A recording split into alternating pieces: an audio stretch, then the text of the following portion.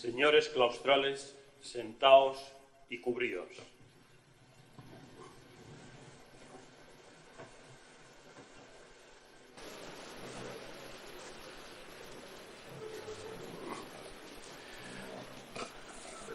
Ábrese la sesión. La señora secretaria general leerá el decreto de nombramiento de Doctora Honoris Causa por la Universidad Complutense a la excelentísima señora Jane Goodall.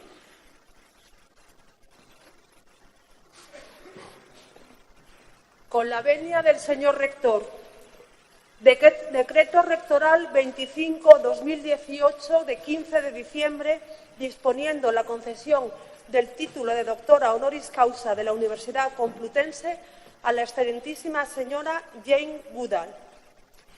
En uso de las facultades que me confiere el artículo 21 de la Ley Orgánica 6/2001 de 21 de diciembre de Universidades y el nombramiento recogido en el Decreto 55/2015 de 21 de mayo del Consejo de Gobierno de la Comunidad de Madrid, y en virtud del acuerdo adoptado por la Comisión Permanente del Consejo de Gobierno de esta universidad el 8 de noviembre de 2018, vistos los excepcionales méritos que concurren en la excelentísima señora Jane Goodall y en reconocimiento a sus profundas contribuciones en las áreas de la primatología, de la antropología y de la etología, favoreciendo además la mejora de la educación y la sensibilización de las comunidades locales africanas mediante programas sostenibles de protección de los seres vivos, vengo en decretar lo siguiente. Artículo único. Se concede el título de Doctora Honoris Causa por la Universidad Complutense a la excelentísima señora Jane Goodall. La secretaria general de la Universidad procederá a dar el trámite pertinente a esta disposición. Madrid, 15 de diciembre de 2018, el rector Carlos Andradas Herán.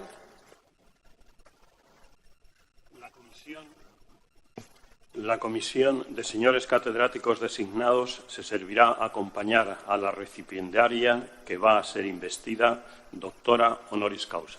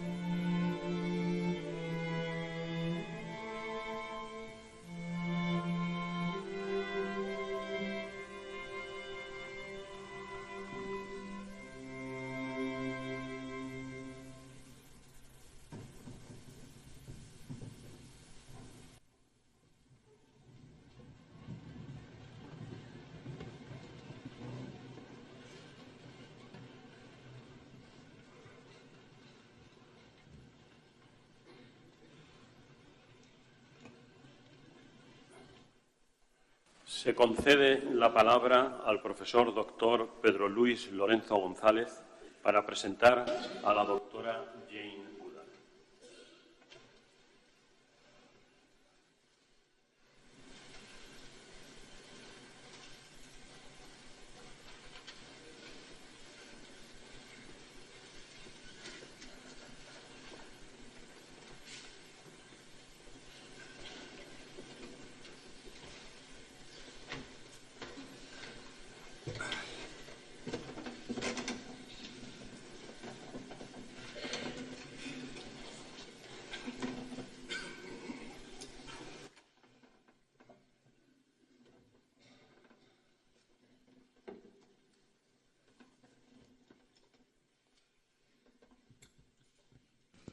Excelentísimo y magnífico señor rector de la Universidad Complutense de Madrid, excelentísimo director general de Universidades de la Comunidad de Madrid, vicerrectores, decanos, autoridades académicas, miembros del claustro universitario y del Consejo de Gobierno de nuestra universidad, autoridades de diversas universidades y administraciones locales, autonómicas y del Estado que nos acompañan, personal de Administración y Servicios, colegas, compañeros, estudiantes de nuestra facultad y de nuestra universidad, miembros y amigos del Instituto Jane Goodall, España, querida Jane Goodall, señoras y señores.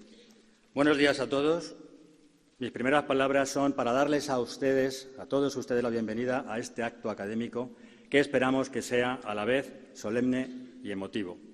La distinción de doctor honoris causa hace referencia etimológicamente a ser causa de honor, y se refiere con ella a la buena reputación que sigue a la virtud, al mérito o a especiales acciones de servicio. En España, esta distinción se otorga desde el año 1920 y desde entonces esta centenaria universidad ha reconocido a científicos, artistas, literatos, políticos, filósofos y todos ellos son presentados a la comunidad universitaria con un discurso laudatorio.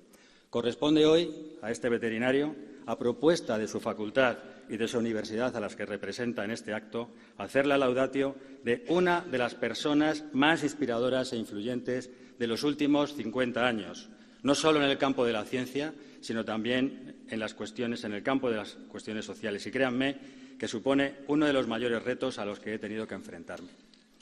También es uno de los momentos más gratificantes de mi vida universitaria y quiero agradecer en este acto la confianza que mis colegas y el Consejo de Gobierno de esta universidad me han brindado para dirigirme a todos ustedes en este acto.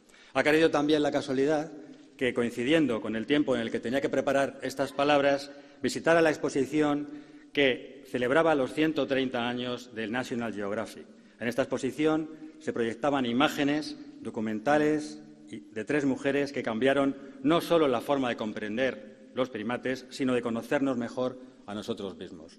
Una de esas mujeres correspondía a Jane Goodall, allá por los años 60, en la selva de Gombe, en el territorio entonces de Tanganica, hoy Tanzania. En esas imágenes se adivinaban ya la pasión y la perseverancia que han acompañado hasta hoy mismo a Jane Goodall. Su vida es el relato de una vocación que ha sido semilla de muchas vocaciones más. Intentaré resumir, si esto fuera posible, en unos pocos minutos, la actividad desarrollada por Jane Goodall, que más que una actividad es una trayectoria vital, acorde con el modo en el que la ciencia alumbra grandes personalidades cuya labor incansable permite ampliar nuestro conocimiento sobre la vida y sobre el mundo natural, así también como afrontar nuevos retos y dar respuestas a sus incógnitas. Para aquellos de ustedes que necesiten completar detalles sobre su biografía, comenzaré exponiendo que Valerie Jane Morris Goodall, etóloga y antropóloga, nació en Londres en 1934. Sus biógrafos señalan repetidamente que la joven Jane ya poseía algunos de los ingredientes indispensables que requiere el pensamiento científico, una curiosidad casi infinita y un acusado sentido crítico. Durante su infancia y adolescencia emprende el contacto con el medio natural y sueña con viajar y aprender sobre fauna salvaje. Por ello, con tan solo 23 años, decide viajar a Kenia, permaneciendo una temporada en Nairobi y fascinándose con la naturaleza y el ambiente que le rodeaba. En ese momento conoce a Louise Leakey, el famoso paleontólogo y antropólogo que estaba desarrollando sus trabajos en la garganta de Olduvai, en Tanzania, y que, como ella misma reconoce, es el responsable de sembrar en ella la semilla del interés por los chimpancés. Ambos se planteaban en aquel tiempo preguntas de carácter ético, de carácter moral, de compatibilidad entre ciencia y religión, incluso sobre el destino de la raza humana. El doctor Leakey entendía que, como parte decisiva para dilucidar el comportamiento de nuestros ancestros humanos, era importante conocer el comportamiento actual de los grandes simios en su hábitat natural, asumiendo que estos y sus antepasados humanos compartían rasgos etológicos. Así, en 1960, Jane Goodall llega a Gombe, a Tanzania, para llevar a cabo su novedoso y arriesgado proyecto, estudiar a los chimpancés en su hábitat natural. Allí se impuso con tesón el avistamiento y observación de los chimpancés, aunque acercarse a ellos le costó más de un año. Durante el tiempo de investigación en Gombe utilizó su perseverancia, intuición, empatía y capacidad de observación. Los resultados de sus trabajos de campo revolucionaron y causaron sensación en la comunidad científica de todo el mundo. Reveló, entre otras cuestiones etológicas importantísimas y no descritas hasta entonces, la existencia de conducta instrumental en chimpancés, que utilizaban herramientas para conseguir comida o también usaban hojas para conseguir agua. Su amplio repertorio comunicativo, su estructura social, sus métodos de caza, las crueles guerras intergrupales, su canibalismo y sus métodos de cría. Es sobre todo el primero de los puntos donde demuestra la capacidad del chimpancé de usar herramientas, lo que supuso un elevado cambio en el paradigma de la relación entre simios humanos. Y ello es porque hasta ese momento el concepto de ser humano se basaba en la capacidad para crear y utilizar instrumentos. Tras la descripción de los descubrimientos de Jane Goodall, el propio Louis Leakey señaló, y cito textualmente, a partir de este momento habrá que redefinir el concepto de hombre, redefinir las herramientas o aceptar que los chimpancés son humanos. En el año 1961 sucede un hecho importante para su futuro académico cuando su mentor la recomienda para ser admitido en el programa de doctorado de la Universidad de Cambridge. Aun cuando no poseía titulación superior, ello no fue impedimento para trabajar y para obtener el título de doctora en etología en 1966 bajo la dirección del profesor Robert Hind. De esta manera, paralelamente a su actividad en sus trabajos de campo, desarrolla también labores docentes, ya que ha participado hasta el año 2002, bien como profesora invitada o bien como profesora visitante en varias instituciones, como la Universidad de Stanford, la Universidad de Dar es Salaam, la Universidad de Tufts, la Universidad del Sur de California y la Universidad de Cornell. A día de hoy, también ha sido distinguida en 45 universidades como doctora honoris causa. Uno de los puntos de inflexión más importantes en su vida fue la fundación del Instituto Jane Goodall en 1977, cuyos objetivos se centran en 3 puntos esenciales: la investigación no invasiva de las especies en sus hábitats naturales y en cautividad, la educación y la sensibilización de la población a través de programas ambientales, como por ejemplo el que tiene por título Raíces y brotes, Roots and Shoots en inglés, que pretende impulsar a los jóvenes en la protección de los seres vivos, y la conservación de las especies y el medio natural que les rodean a través del desarrollo sostenible de las comunidades locales africanas, favoreciendo, por ejemplo, sistemas de agricultura sostenible, asignación de becas escolares, programas de reforestación, microcréditos, construcción de estructuras sanitarias, construcción de pozos de agua, etc.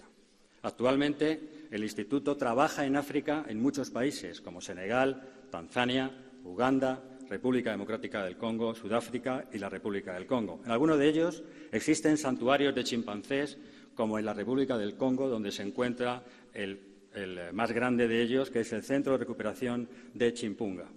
En este país trabaja la doctora Rebeca Atencia, que es la directora del Instituto Jane Goodall en el Congo. Se trata de una veterinaria formada en nuestra Universidad Complutense, a quien tuve el placer de codirigir con el doctor Revuelta en la realización de su tesis doctoral, basada en la cardiología de los chimpancés, cuya actividad encarna perfectamente los valores promulgados por Jane Goodall: perseverancia, ilusión y empatía. y nos ha hecho ver, con nuestras muchas conversaciones y con sus conferencias, el enorme trabajo que todos los miembros del Instituto Jane Goodall realizan, no solo en el campo de la recuperación y conservación del chimpancé, sino sobre todo en el del desarrollo social y del desarrollo de los recursos sostenibles de la zona. Quisiera hacer también una mención especial a los trabajos que realiza el Instituto Jane Goodall España, con programas de investigación y conservación de chimpancés y sus hábitats en Senegal y en Guinea, en los que participa activamente la doctora Goodall, colaborando en campañas para proveer fondos para programas de conservación y educación. A día de hoy, Jane Goodall sigue desarrollando una actividad muy intensa.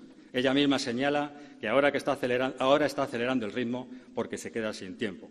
Visita laboratorios, gobiernos de diversos países africanos, impulsa campañas de sensibilización a favor de los primates en cautividad, da conferencias sin descanso, concede entrevistas, sale en televisión, habla con grupos ecologistas e incluso, como hoy, le da tiempo a recibir distinciones. Con lo que suele estar, como ella misma dice, 300 días al año fuera de su casa. Su trabajo, continuado y proseguido hasta hoy día por los integrantes del Instituto Jane Goodall, constituye una de las investigaciones de campo más extensas en cuanto a fauna y libertad se refiere y dura ya más de 58 años. Como divulgadora, su trabajo solo puede calificarse de excepcional. Tiene más de 27 libros en su haber, innumerables artículos científicos y más de 20 producciones para cine o televisión, la última un famoso documental llamado Jane, producido por National Geographic. Todo ello le ha permitido difundir conocimientos sobre chimpancés y otras especies, pero también generar empatía y afianzar su protección y la de sus ecosistemas. Jane Goodall nos invita en cada una de sus intervenciones a reflexionar sobre nuestra propia especie y a promover un modo de vida más sostenible en nuestras sociedades. Sin duda, y con todo merecimiento, se la considera una de las mujeres científicas de mayor impacto del siglo XX y una de las activistas más influyentes del siglo XXI. Pero ¿cómo es Jane Goodall? Brevemente. Mary Smith, exeditora adjunta de la revista National Geographic, señala que Jane tiene un excelente sentido del humor, el espíritu de los que no se dan nunca por vencidos y el talento de los que saben transmitir su mensaje. Es, dice de ella, una auténtica heroína en un mundo inundado de aspirantes a héroes. Por su parte, sus colaboradores más directos, entre los que incluye a la doctora Rebeca Atencia, antes mencionada, señalan que Jane Goodall es importante no solo por sus logros científicos, lo es también porque es fuente de inspiración y de esperanza, porque es capaz de animar a las personas a perseguir sus sueños y a cumplirlos, porque cree en la fuerza que puede tener cada individuo para mejorar este mundo. Como dijera Goethe, actuar es fácil, pensar es difícil, pero actuar según se piensa es aún más difícil, algo que no es común ni es fácil, pero justamente son palabras y actos que definen el carácter de Jane Goodall. Tras esta apretada síntesis de sus contribuciones y sus virtudes, quisiera también concluir con algunos breves apuntes personales. Cuando en la Facultad de Veterinaria estábamos preparando la celebración de su 225 aniversario, aspirábamos, casi como en un sueño, que esta fecha estuviera jalonada con el nombramiento de Jane Goodall como doctor honoris causa a propuesta de nuestro centro, algo que además fue unánimemente apoyado por el máximo órgano de gobierno de esta universidad. La generosidad y la gentileza de la que, entre otras muchas, posee las distinciones de Dama Comandante de la Orden del Imperio Británico, oficial de la Legión de Honor francesa, mensajera de la paz de las Naciones Unidas, otorgándose y galardonada con la medalla Hubbard, medalla Benjamin Franklin y aquí en España con el premio Príncipe de Asturias de Investigación Científica y Técnica, ha tornado en realidad esta aspiración de nuestra facultad y de nuestra universidad. Gracias, Jane Goodall, por indicarnos que un futuro mejor solo puede alcanzarse con proyectos que incluyan a personas, animales y al medio ambiente que todos compartimos. Pero, sobre todo, gracias por recordarnos que en un momento tan crítico para la supervivencia de tantas especies, incluida la nuestra, y te cito textualmente, cada uno de nosotros podemos marcar la diferencia. And a few words in English. Thank you, Jane Goodall, for advocating that a better future can only be achieved with projects that include people, animals, and the environment that we all share. And many thanks for reminding us all of this at a time so critical for the survival of so many species, including our own.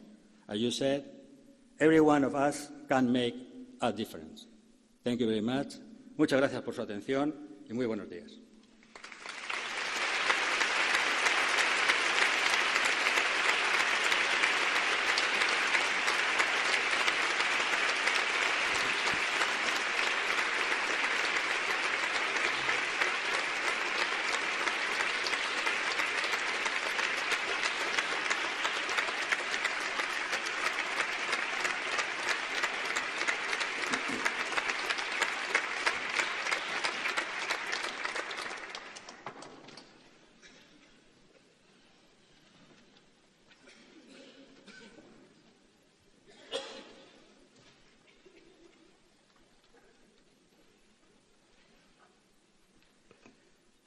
Se va a proceder a la solemne investidura de la excelentísima señora Jane Goodall como doctora honoris causa.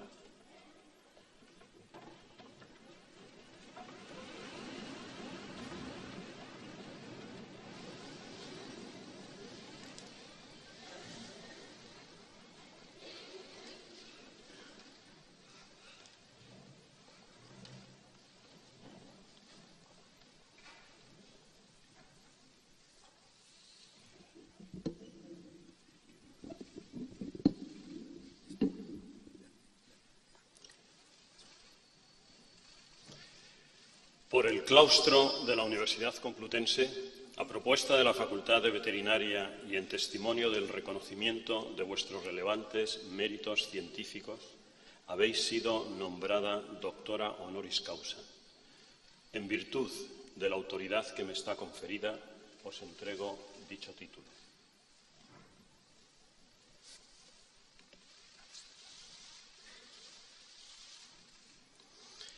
Os impongo como símbolo el birrete laureado, antiquísimo y venerado distintivo del magisterio. Llevadlo sobre vuestra cabeza como la corona de vuestros estudios y merecimientos.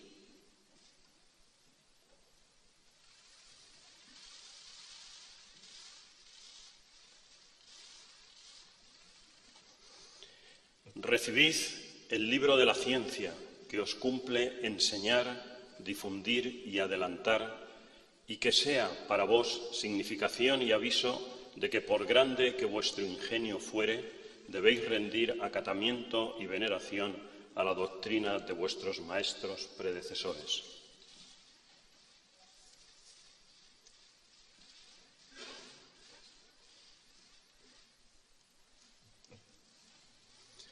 Recibid el anillo que la antigüedad entregaba en esta venerada ceremonia como emblema del privilegio de firmar y de sellar los dictámenes, consultas y censuras de vuestra ciencia y profesión.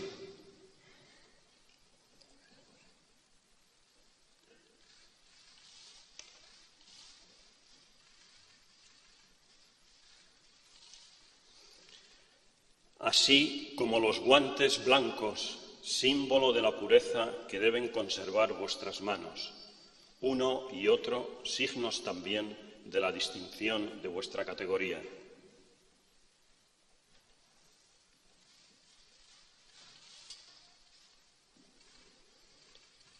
Porque os habéis incorporado a esta universidad, recibid ahora, en nombre de su claustro, el abrazo de fraternidad de los que se honran y congratulan de ser vuestros hermanos y compañeros.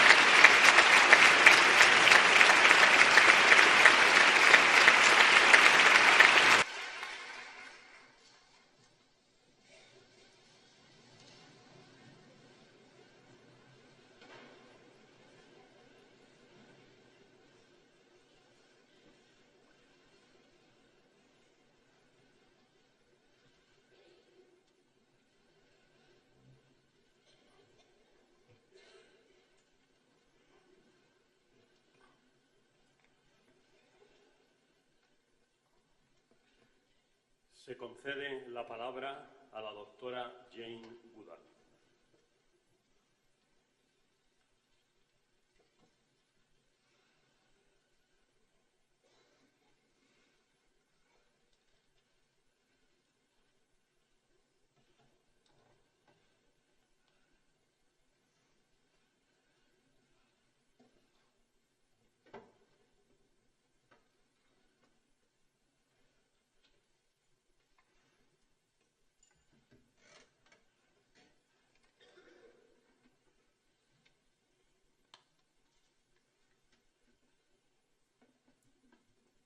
Well, first of all, let me say good morning to everyone.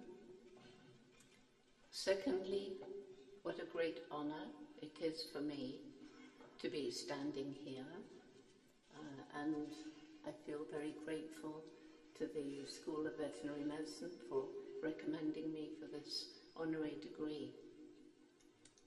Thirdly, I have to say that of course I couldn't understand what was being said. Unfortunately, I can't speak Spanish, but I had an English translation. And when I read things like that, I wonder, who is this person? Who's this person they're talking about? Who's done all these amazing things?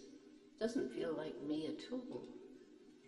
And I've decided that there's actually two Janes. There's the one out there that has all these people praising her, and then there's just me.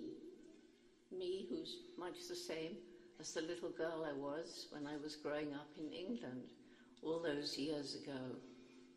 But before I start my little talk, which hopefully will add to the reasons that I'm standing here, I'm listening to a language that I sadly don't understand.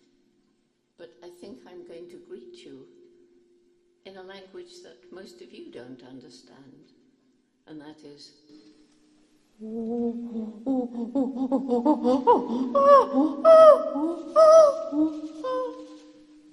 and other chimpanzees hearing that greeting will respond.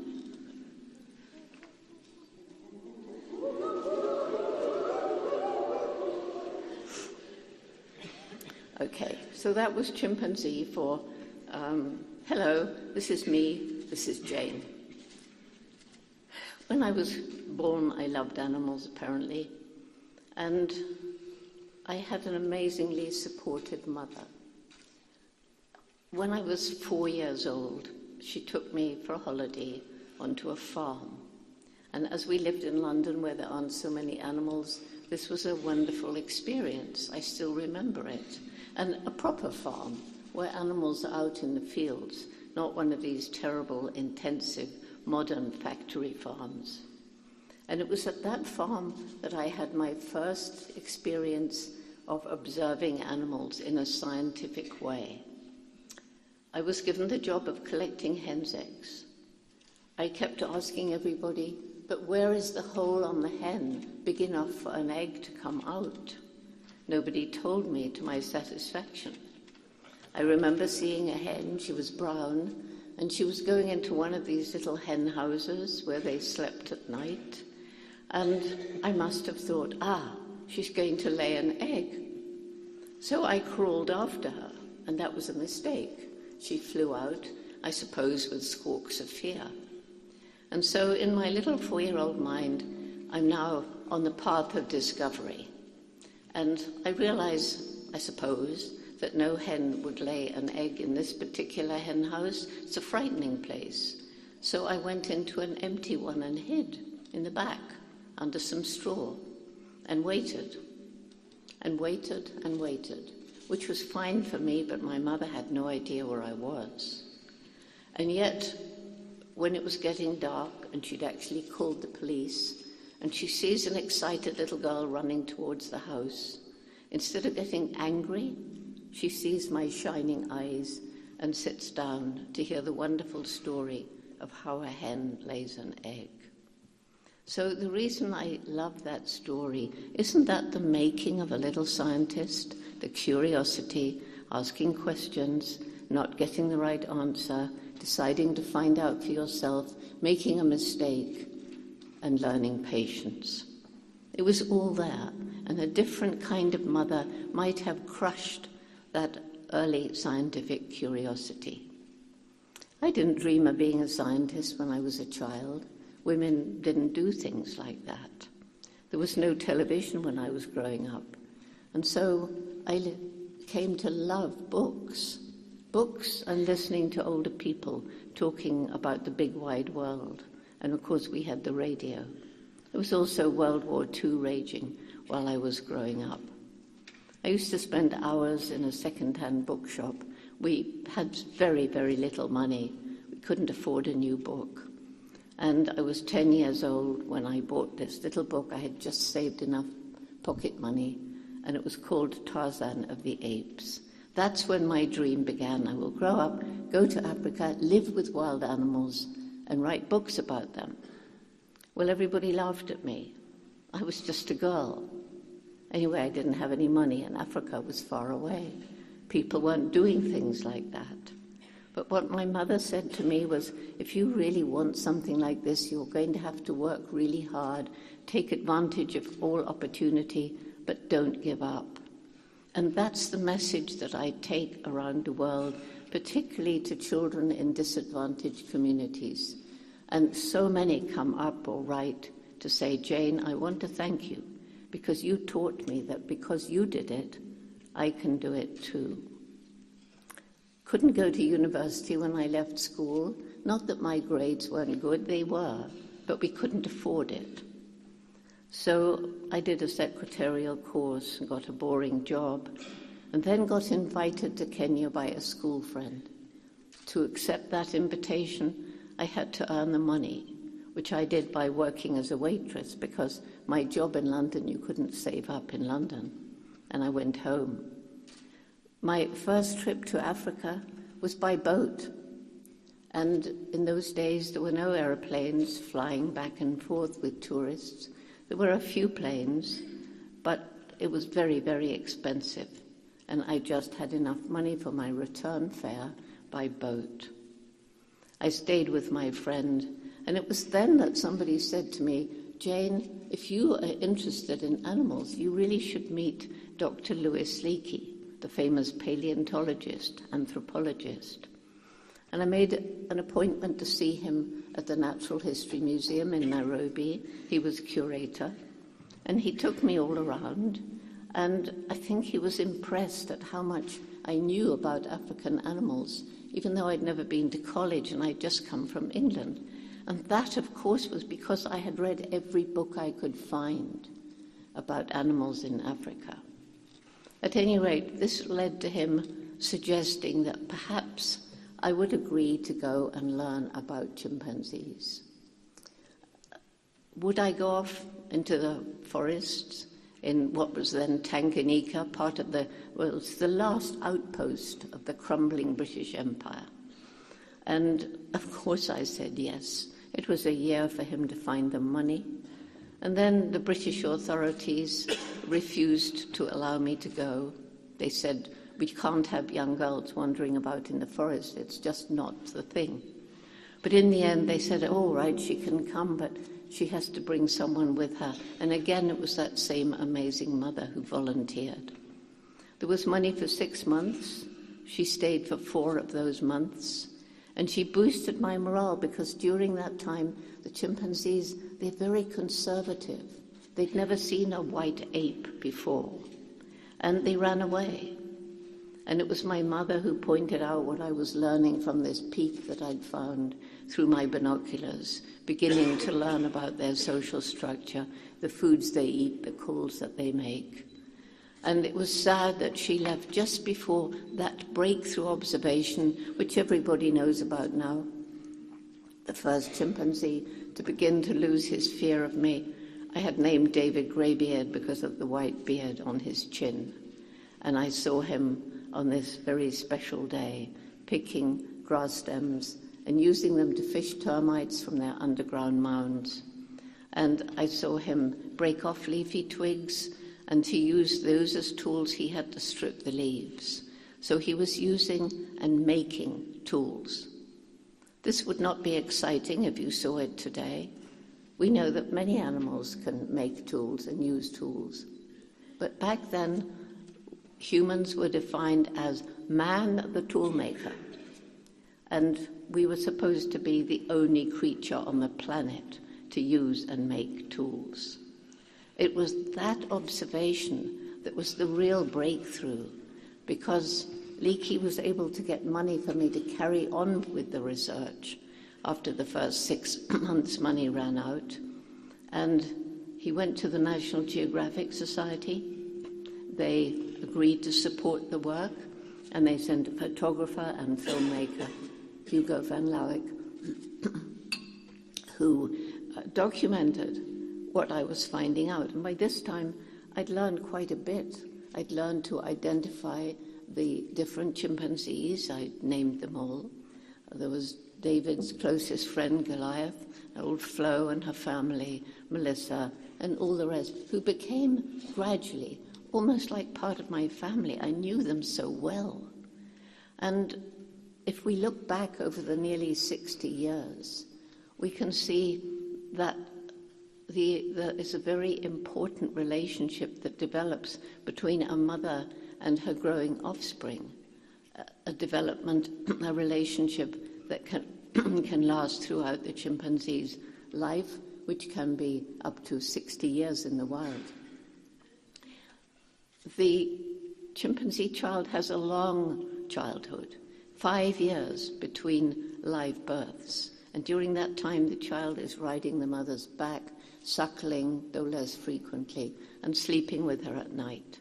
When the next child is born, the older child remains with the mother, and close bonds develop between not only mother and offspring, but also between brothers and sisters. I gradually learned how some males are much more motivated to attain a higher position in the male hierarchy. And by the way, males are typically dominant to all females. And I saw that the males who were competing would swagger and stand upright and bristle and put furious scowls on their face and sometimes throw rocks and wave branches, behaving actually like some human politicians today. And I will mention no names here. I'll leave you to supply them for yourself.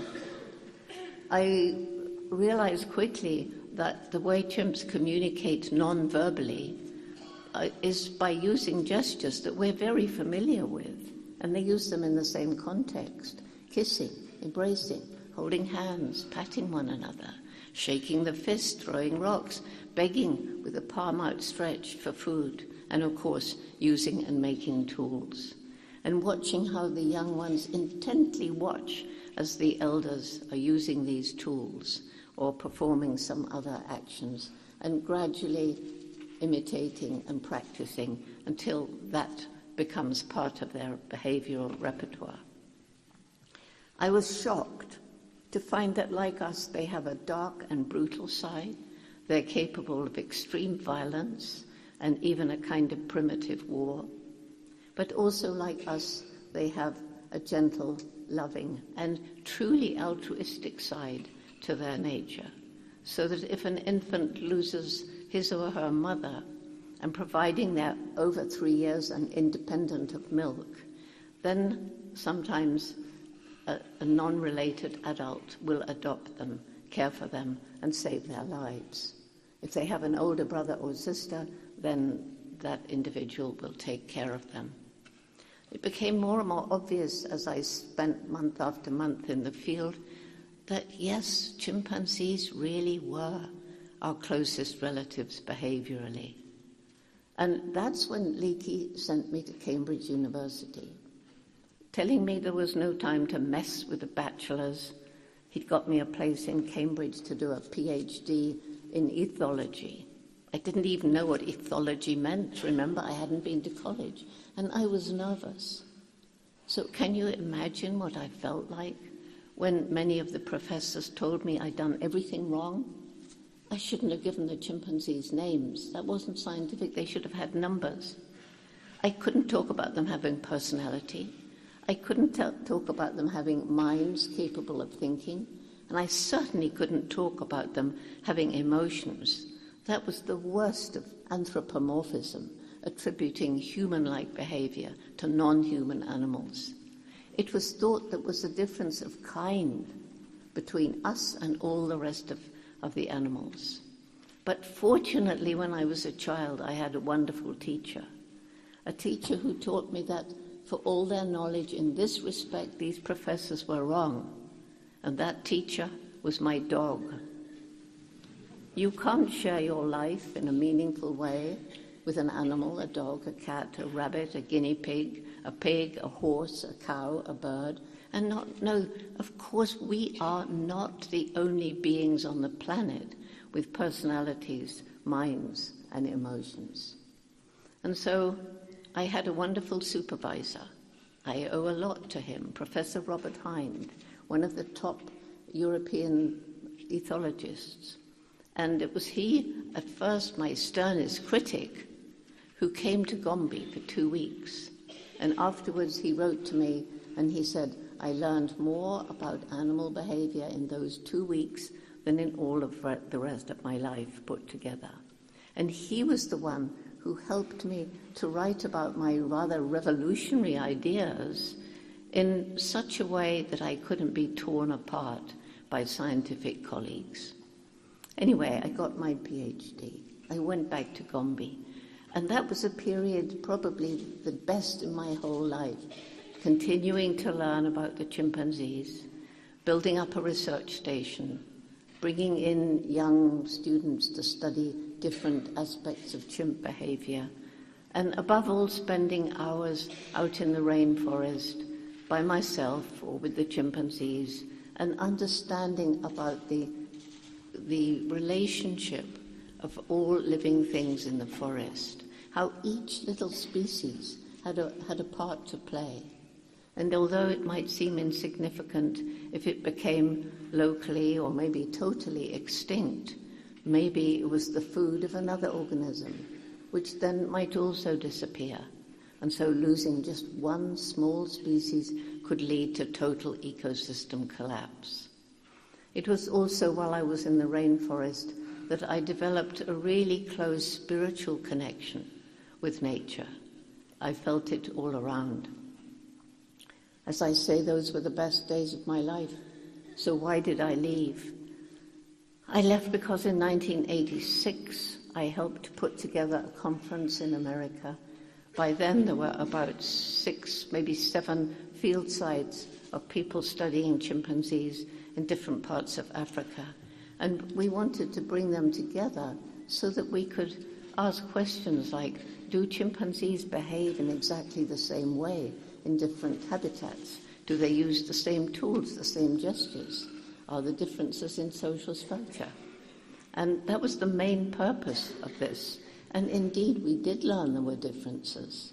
And because one definition of human culture is behavior passed from one generation to the next through observation, imitation, and practice, we can certainly say chimpanzees have their own primitive cultures. We had, however, a session on conditions in some captive situations, and I couldn't sleep after that, having seen secretly filmed footage of our closest living relatives in biomedical research laboratories, our closest relatives, whom I knew so well in the wild, who are so like us, in 5-foot by 5-foot cages. And they were there because biologically it was known how like us they are. But the scientists who believed they could test vaccines and cures on these animals because they were so like us biologically, they refused to even consider the fact that there are the similarities in psychology and behavior. And it was a shock. And we also had a session on conservation. And in all these different field sites, there were photographs or film of the forests being destroyed, chimpanzee numbers decreasing, the beginning of the bushmeat trade, the commercial hunting of wild animals for food, the pet trade, shooting mothers to sell their babies locally as pets or overseas in zoos, circuses, and in those days, medical research. So I went to that conference as a scientist with a wonderful life ahead of me. I left as an activist. People say, was that a hard decision? I don't think it was a decision. It was just a change in me.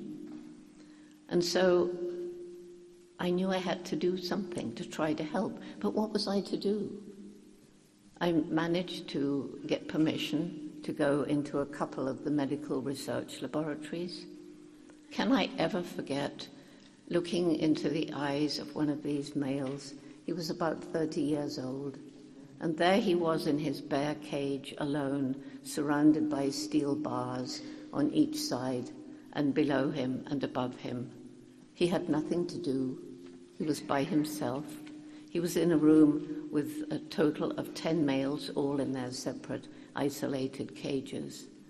And as I looked into his eyes and thought about 30-year-old chimpanzees at Gombe and the kind of life that they led, there were tears rolling down into my mask, and Jojo reached out a gentle finger and touched one of those tears. So it's been a long, long struggle, but finally, right across the United States, all chimpanzees used in medical research are either in sanctuaries or waiting to go to sanctuaries when the money runs out. And it's not just for ethical reasons, although those were my reasons for fighting, but it was because the new director of National Institutes of Health, having talked to me, sent out a group of 11 scientists that took 18 months, and they examined all of the experiments that were being done in the different NIH laboratories. 2 questions they had to answer. Is this experiment beneficial for human health? Second, is it potentially beneficial to human health? And after 18 months, the scientists came back with their deliberation. Not one of those experiments was either beneficial or potentially beneficial to human health. And this applies to many other aspects of research on different animals as well. Well, what about conservation? I got a little money and visited 6 different African countries where chimpanzees lived, and I learned a lot about the plight of the chimpanzees. In particular, one of the most moving things was seeing infants whose mothers had been shot, either for the animal trafficking or to sell as pets, or to eat, because in some African countries chimpanzees are eaten. And it's illegal, but nobody cared. And I saw the first infant for sale in a bustling African market out in the hot sun, curled up on top of a small wire cage with a chain around his neck. Fortunately, we were able to get the help of the American Embassy, who went to the Minister of Environment. We got permission to confiscate that little infant, and that was the beginning of our sanctuary program. We have 2 major sanctuaries in Africa today, and Rebecca, whom you've been hearing about, who's sitting opposite me over there, and I suspect is the one who proposed me for this honorary degree. She runs it along with her husband, Fernando, who's here somewhere as well. So while I'm learning about the plight of the chimpanzees, I'm also learning about the problems faced by so many people living in and around chimpanzee habitat, the crippling poverty, the lack of good health and education facilities, and the destruction of the environment as human populations grow and the people move further into the forest to have more land for developing their villages or for growing their crops, and very often taking destructive cattle and goats with them. And it came to a head when I flew over Gombe National Park. When I began in 1960, that tiny 135 square kilometre of land was part of the great equatorial forest belt that stretched across Africa, from East Africa to the West Coast. When I flew over in a small plane in 1990, I looked down on a tiny island of forest surrounded by completely bare hills. More people there than the land could support. They had overused the farmland, it was infertile. In their desperation to grow more food, they had cut down trees even on the steep slopes. Terrible soil erosion, the little streams getting silted up. Too poor to buy food from elsewhere. And that's when it hit me. If we don't help these people, we can't even try to save the chimpanzees. So I started, the Jane Goodall Institute started in Tanzania, a program we call Take Care or Takari, a very holistic program, and beginning by choosing a little group of local Tanzanians, not a bunch of arrogant white people marching into a poor village and telling them what we were going to do to make their lives better. No. Tanzanians, local ones, sitting down asking the villagers, what can we do to make your lives better? Grow more food. That meant restoring fertility to the overused farmland without poisonous chemicals. They wanted better education and health facilities. We worked with the local Tanzanian authorities, who should have been working in these areas anyway. Then we introduced water management programs. We introduced microcredit, particularly for women, based on Muhammad Yunus's Grameen Bank, where women could ask for tiny loans for projects which had to be environmentally sustainable. And we found scholarships for girls to keep them in school after puberty, because all around the world it's known that as women's education improves, so family size tends to drop. We provided family planning information. Politically incorrect? The people welcomed it. Gone were the days when large families could support their parents in their old age. There wasn't the land left. There were too many people living on it. And this information, again delivered by local Tanzanians, was warmly embraced and has begun to make a difference. Because of this, the villagers have set aside land in their land use management plan around the Gombe National Park, and the forest is beginning to return. Because of us, they've realized that we're not just protecting the environment for the chimpanzees and other wildlife, but for their own future. Because if they carry on destroying the land like this, what's in it for their children and grandchildren?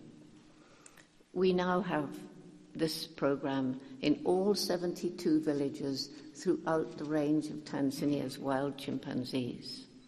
And we have village volunteers trained to be forest monitors, to monitor conditions in the forest reserves where most of the chimpanzees live, not protected. They're now protected because the villagers have understood through education programs. And this kind of conservation, community-based conservation, is now operating in 6 other African countries, including Senegal, where JGI Spain is working, and including in the Republic of Congo, where our Chimponga sanctuary run by Rebecca and Fernando. And so it's truly helping to save chimpanzees, but it's also improving the lives of so many hundreds and hundreds of the people living in the area. It costs a lot of money. I began traveling to raise awareness, to try and raise funds. I was meeting many young people who seemed to have little hope for the future. They were mostly just apathetic, not seeming to care. Sometimes they were angry. Sometimes they were deeply depressed. And when I spoke to them, they said, well, you've harmed our future, and there's nothing we can do about it. There's a saying, we haven't inherited this planet from our parents. We've borrowed it from our children, but we have not been borrowing our children's future. We've been stealing it, and we're still stealing it today. That brings me to the big difference between us, chimpanzees, and other animals. Yes, other animals are way more intelligent than we used to think. And it's not just chimpanzees and other great apes and monkeys, but it's also elephants and lions. It's also birds. We now know so much about bird intelligence. And I can tell you how intelligent pigs are. Please Google not Picasso, but Pigcasso, and you will be amazed. I won't tell you what you'll see. And now we know about the intelligence of the octopus, and even bumblebees can be trained to do certain things, and other bumblebees not trained can do the same little task just by watching the trained bumblebees. So yes, there is so much out there for young people wanting to study animal behavior. What an exciting time it is. But at the same time, we humans are destroying the world for their future. So again, the difference. I believe the greatest difference, and of course there are many, but the greatest difference between us, chimpanzees, and other animals is this explosive development of our intellect. Just think of some technology that's been developed today by the human brain. When I was a child, it was science fiction, and now it's with us. And as we learn more and more about the plight of the planet today, more and more scientists are bending their mind to creating technology that will allow us to live in greater harmony with Mother Nature. And we as individuals are beginning to understand ways in which we can leave lighter ecological footprints as we go through the world each day. But to go back to the young people, when they said we're harming their future and there's nothing we can do about it, are they right about that? There are scientists who say we've set off along a path from which there is no return. But there are other scientists who believe, as I do, that there's a window of time when if, but only if, we get together soon, we can start healing some of the harm that we've inflicted. And I think all of you here, being in a university, you know what I'm talking about when I say that we're harming the planet. You know about the pollution of air, water, and land. You know how we're destroying the two great lungs of the planet, the forests and the oceans, both of which can absorb carbon dioxide from the atmosphere and breathe out oxygen. And of course, carbon dioxide is the main greenhouse gas, these gases that form a blanket around the globe and trap the heat of the sun, which has led to changing climates around the world. Of course, the main contributor to the greenhouse gases is the reckless burning of fossil fuel. But there's another gas that is gradually increasing, and that's methane. And the main producer of methane gas today is all these animals in these intensive industrial farms. And they produce methane during digestion, as all of us do. There's also tremendous damage to the environment because these billions of animals cramped into these truly terrible places have to be fed, and huge areas of habitat are destroyed to grow the grain, and fossil fuel is used to make take the grain from the fields to the animals to the abattoir, the meat to the table. Water is wasted changing vegetable food into vegetable protein into animal protein.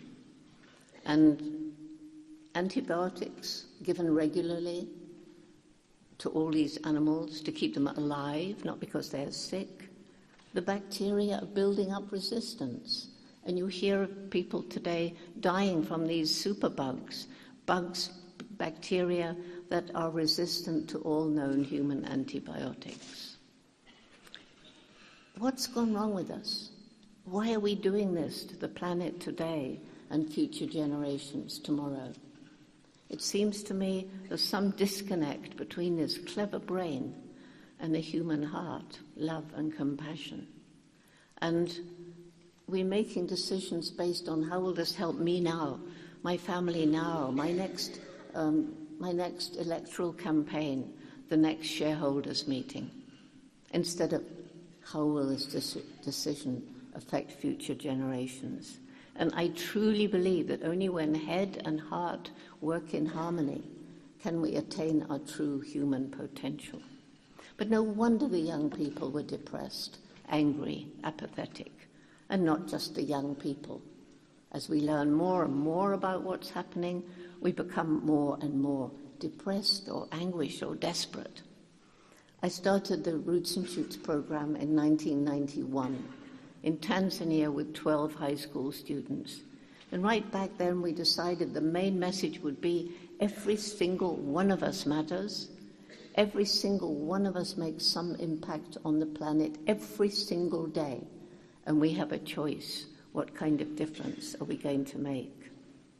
That Roots and Shoots program is now in almost 80 countries.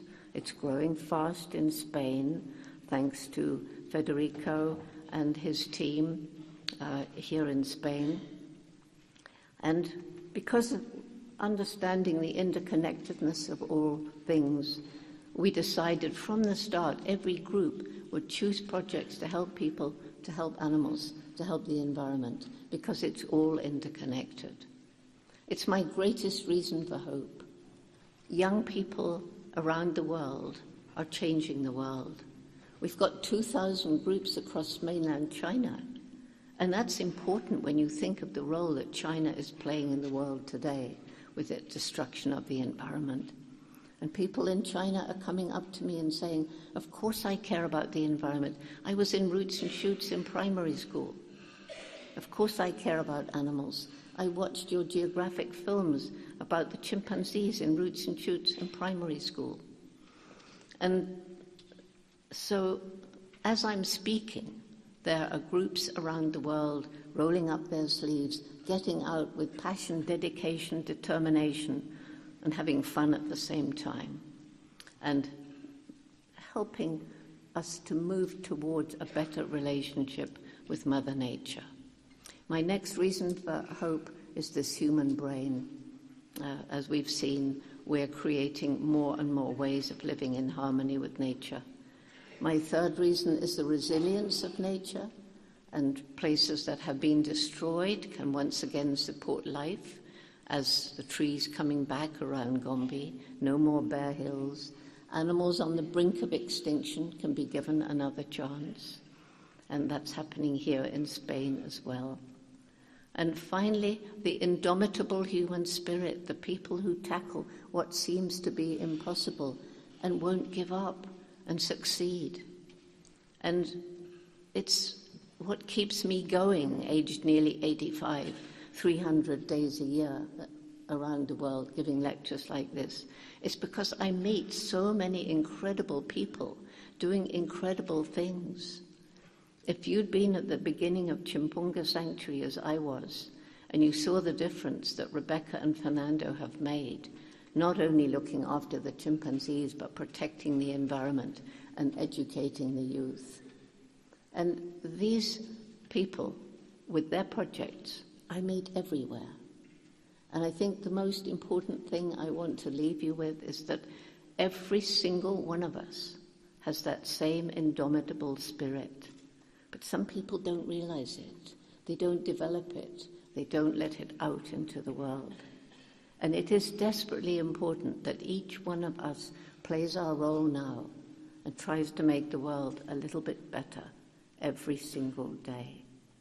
So I thank you for this wonderful honor that you've given me today.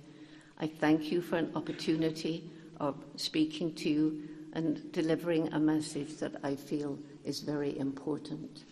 I hope that a Roots and Shoots group will start growing in this wonderful university. And finally, to all of you, thank you.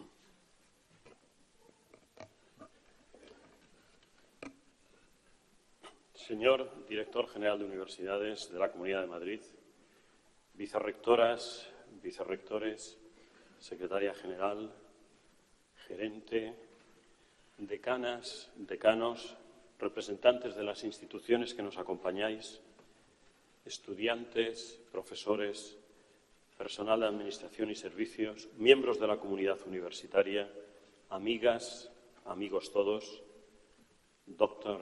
Goodall, dear Jane, today is a day of celebration for our university, because today we welcome as a member of our community a brilliant scientist who has substantially influenced the knowledge of the behavior of chimpanzees, an activist defender of diversity and environmental sustainability, a woman who has become a reference for many young, especially women, a woman, in turn, whose legacy, her research, her own life go far beyond the scientific discoveries.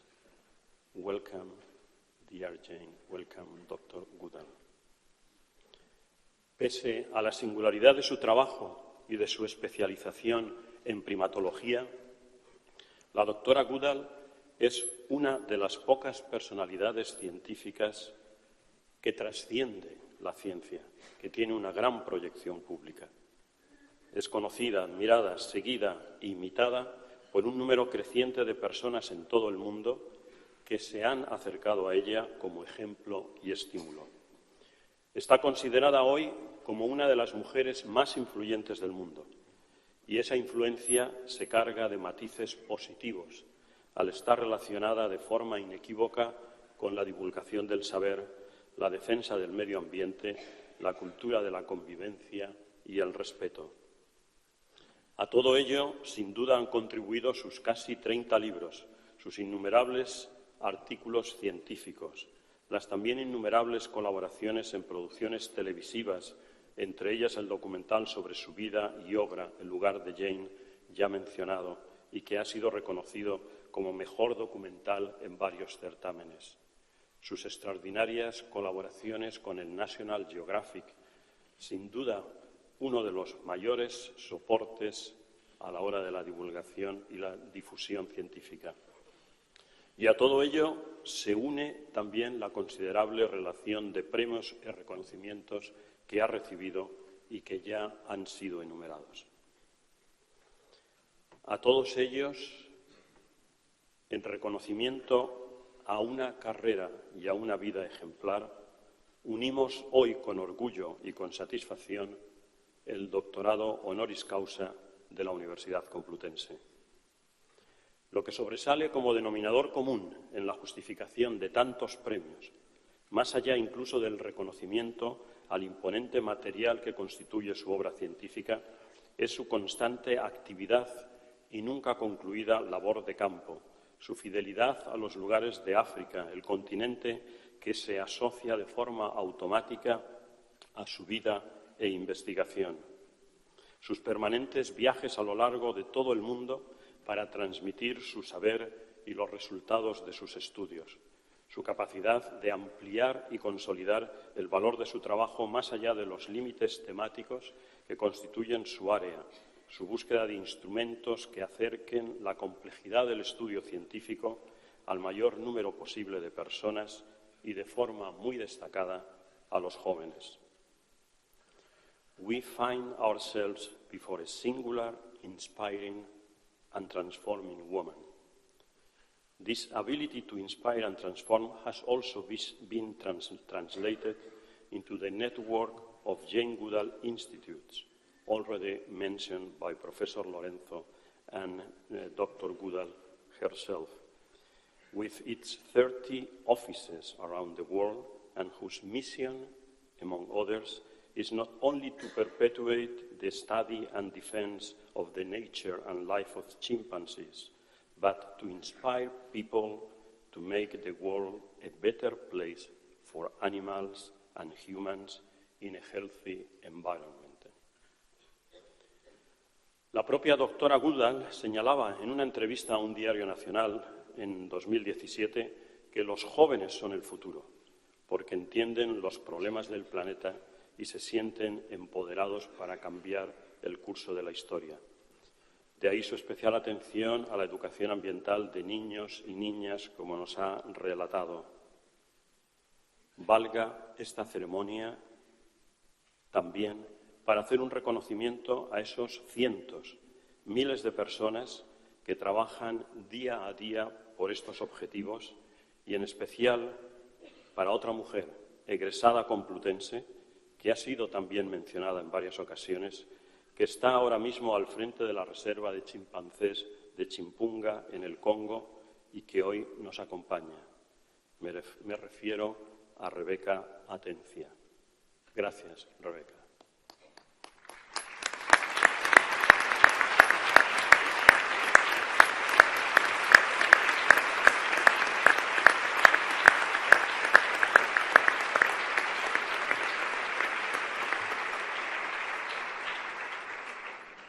La comunidad complutense está orgullosa de ti.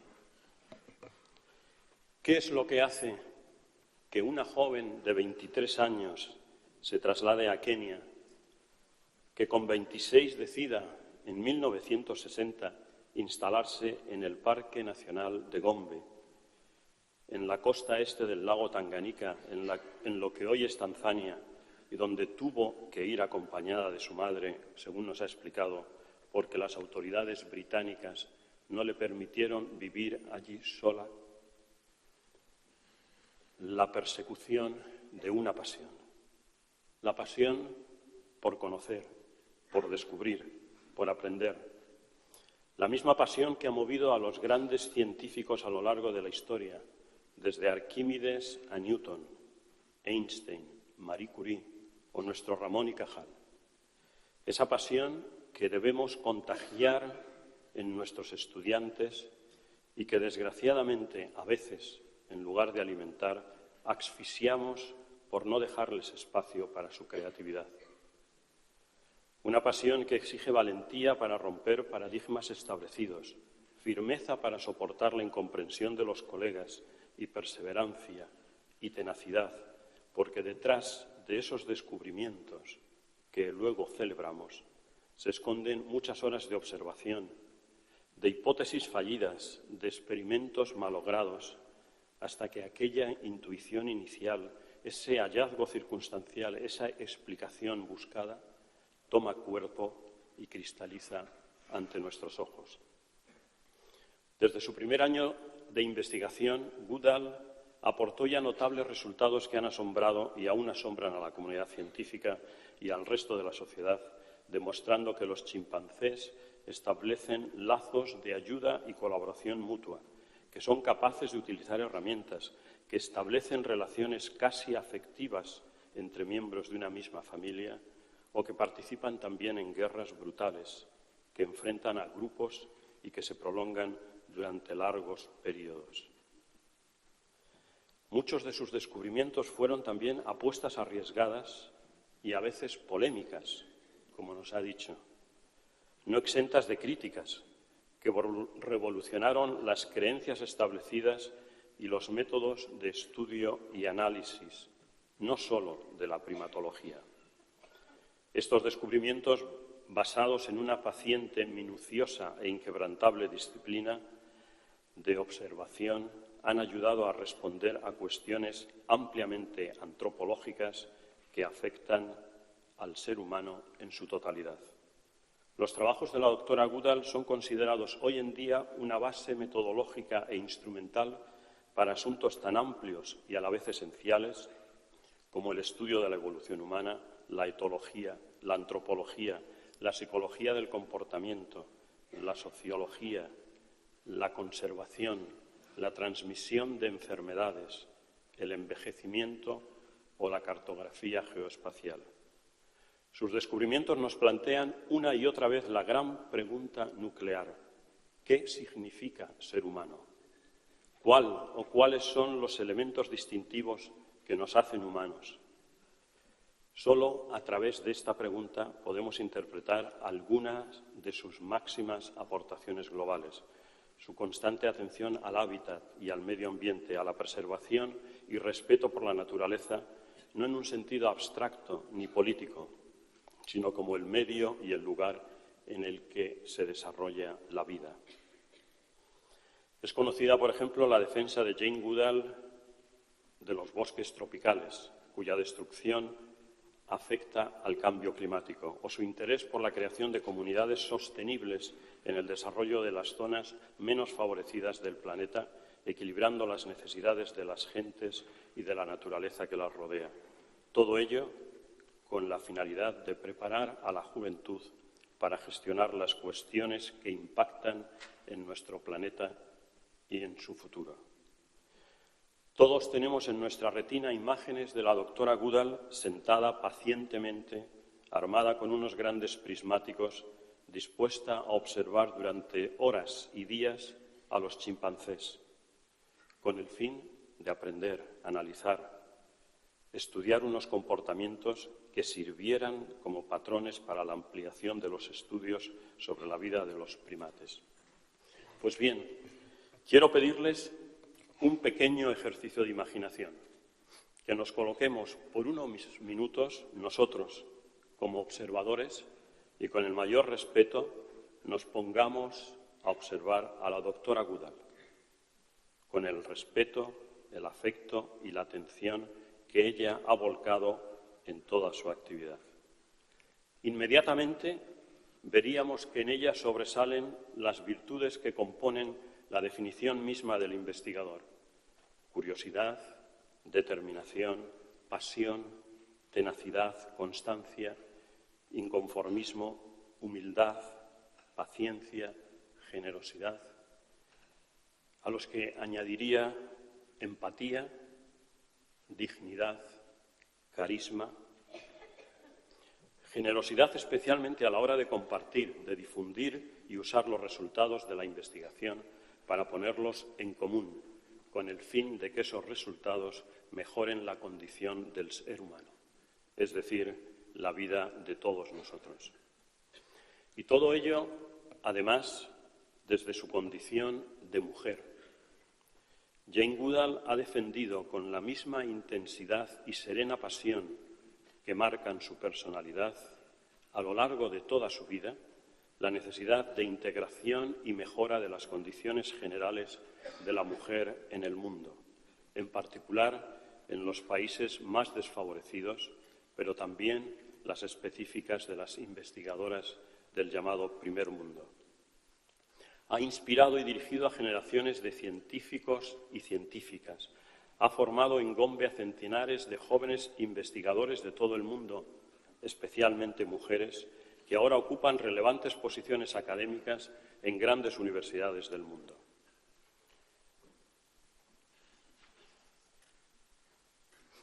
Voy terminando, pero volvamos a nuestra posición de observadores de Jane Goodall. En ella encontramos un modo de entender y hacer ciencia comprometido y optimista. Un trabajo circunscrito y específico que se abre después hasta ofrecerse como un instrumento general, un método basado en el respeto, en la interpretación empática e inteligente de la relación del ser humano con su entorno y el planeta, que es nuestra casa y nuestra sede. Y todo ello con el fin de mejorar nuestra privilegiada especie. Y como la propia Jane Goodall, nos hacemos la pregunta: ¿por qué, si somos la especie más inteligente del planeta, es posible que lo estemos destruyendo? 2 days ago, I was participating in a meeting on Sustainable Development Goals, the ODS. Development and sustainability, two concepts that have appeared too many times through the history as confronted. The universities must investigate and teach how to make both compatible. Noah Harari, in his book *Sapiens*, mentions that a typical human phenomenon is the capacity of fiction, of behave symbolically, of believing collectively in something. And today, in this auditorium, in which the Universidad Complutense celebrates its academic acts, we would like to thank you, Dr. Goodall, for your work, your dedication to the study, to the defense of the highest values of science and humanity, and welcome you to our faculty with our maximum recognition, affection, and respect. Thank you very much.